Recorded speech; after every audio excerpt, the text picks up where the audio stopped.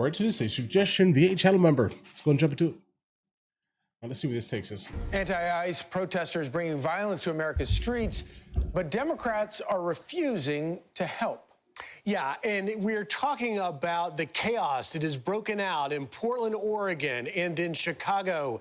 The split screen you see here, the absolute violent assaults and riots happening as the governor of Illinois, J.B. Pritzker, Nothing saying, to see I here. want to be clear, there is no need for military troops on the ground in the state of Illinois. Go out to Portland, Oregon, the same exact thing you're seeing there, the same violence in the streets, more than 100 days of violent assaults on the ICE facility in Portland, as the Attorney General there in Portland says that Portland is not the president's war-torn fantasy. Our city is not ravaged, and there's no rebellion.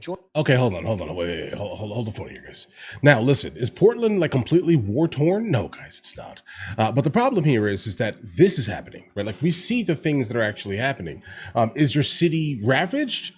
No, right? But you foster the environment that creates this type of thing here. Is there rebellion? Hold on. As a matter of fact, hold on. They're saying there's no rebellion, but yet we consistently see some type of crazy, rebellious type of thing against specifically the federal government.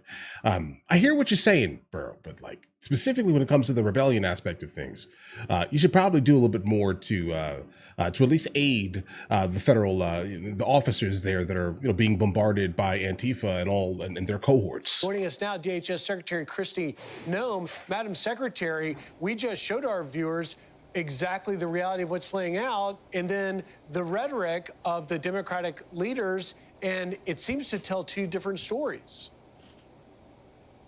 Yes, I've encouraged the governor of Oregon and of Illinois, and that attorney general should go down and spend some time with our ICE officers and with our Border Patrol officers and encounter the protesters that they do, because these individuals are shouting hateful things at them, threatening their families, putting their hands on them, threatening to dox them.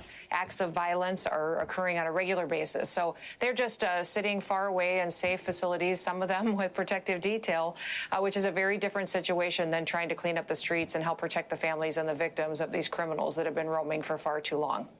So during the break, you told us that there are actually some individual agents who have been identified and have bounties placed on their heads. Tell us more about that.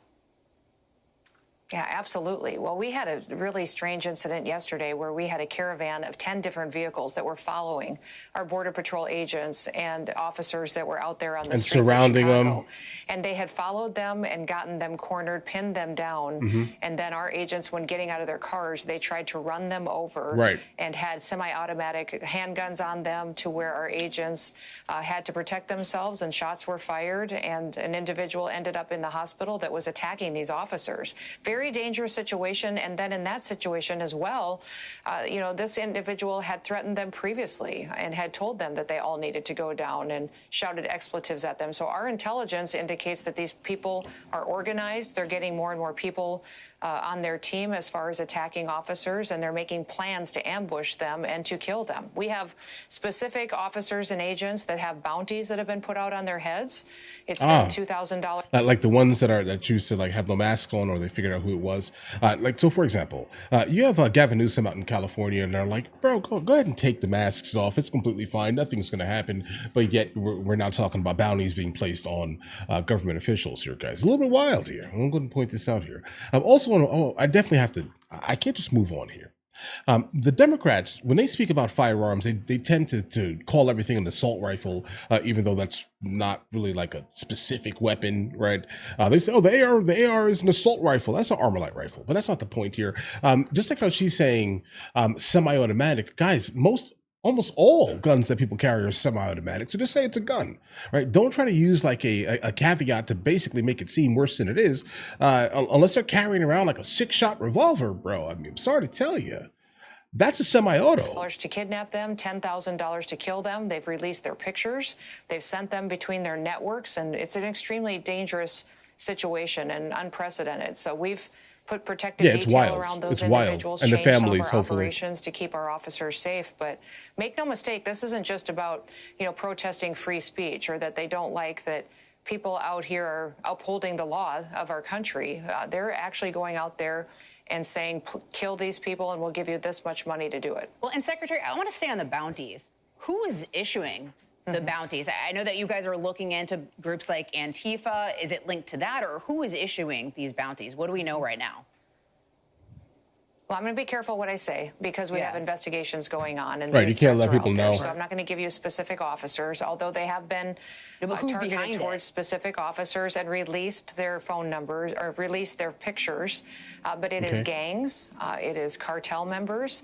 And that's plausible, terrorist organizations, so foreign terrorist organizations as deemed by the president, but also ones that we have known for many, many years. And they are making sure that they know which officers are out there and being extremely effective, and they want to take them down because they want to try to stop the operations that are going that are keeping them from making money off their criminal networks. Guys, we definitely know Tom Homan is probably top of that list.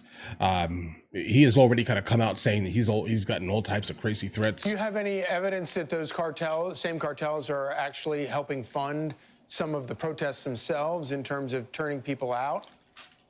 Well, we've been spending a lot of time working as a whole government approach, and so talked to Scott Bessent about this last night, and he's really helping us dig into the funding of these operations, where they're getting their money. You know, when you're down there with these protesters and you're looking at them and interacting with them. I was in Chicago just 2 days ago watching these protesters and our officers engage with them. All the protesters are wearing the same gas masks. They're carrying the same kind of signs. Many of them were printed with the same font. They look like they came from the same company. To be that organized and have the same equipment to push back on law and order, you know that somebody is funding them and organizing them and that they're being paid. What would all these individuals be doing, and how are they affording their groceries, their rent, their homes?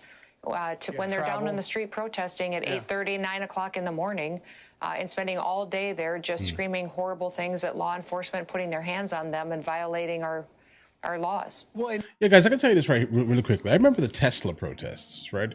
That was probably, I don't know, a couple months, 6-7 months ago, or somewhere in that range here. Because that was the day that I bought my my Cybertruck.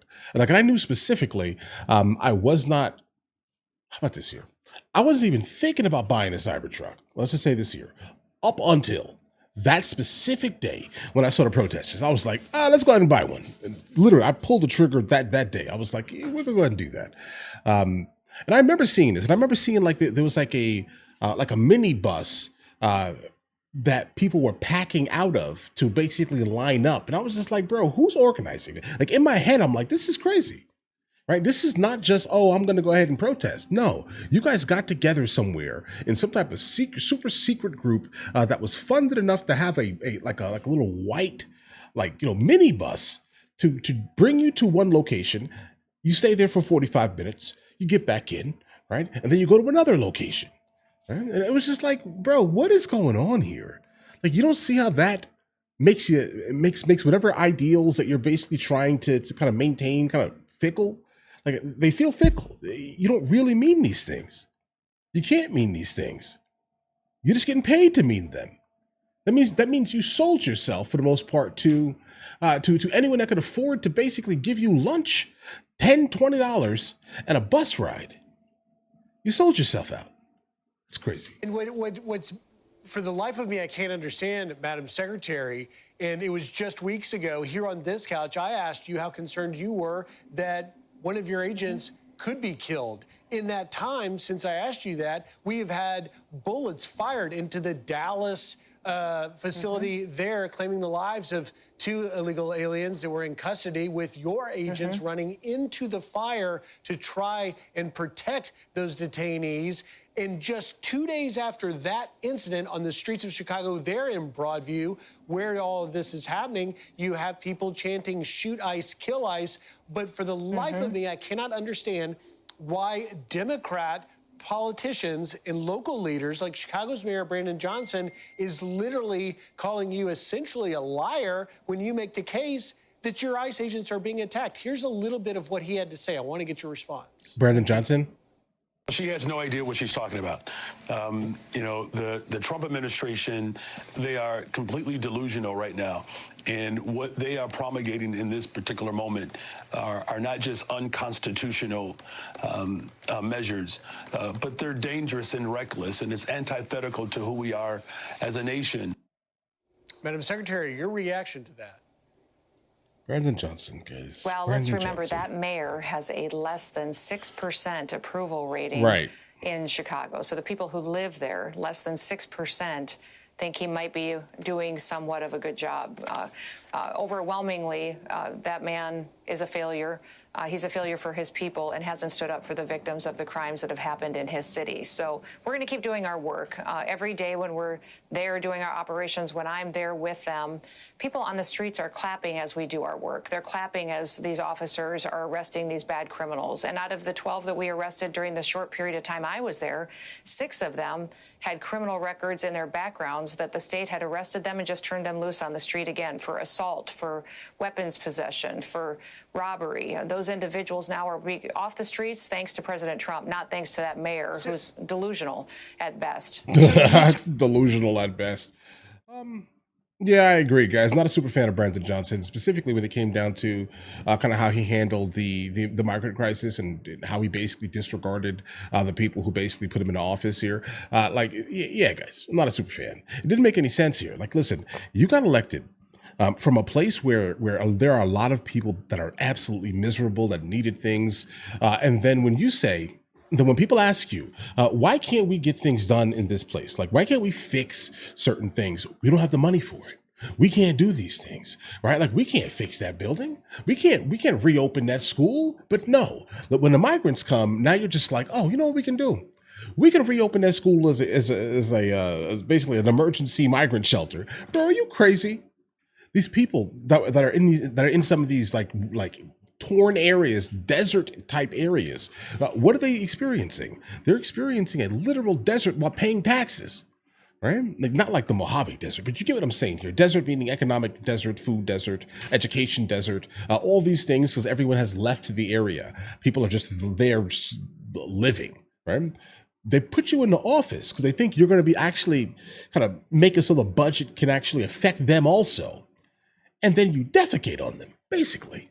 Right? Then you start putting in people that have never paid into any bit of tax, anything, into their areas specifically, because that's where you think the migrant shelters were, right? Mostly in the areas of the people who voted for Brandon Johnson. All right, guys, I can go on and on and on about Brandon Johnson. I don't live in Chicago, but I'm pissed off from afar with that man, all right? Ran the city into a crazy deficit, almost near bankrupt, let's say, trying to fund the migrant crisis while saying you didn't have the money to help the people that put you in. Guys, Brandon Johnson is not guys, delusional at best is probably a really good statement kind of regarding him, guys. All right, I'm gonna get off that topic. Listen, guys, you guys all have an absolutely amazing day. If you guys are new here, please like and subscribe. If there's any more following this story, we'll definitely jump into it, guys. But in the meantime, I'll catch you guys later.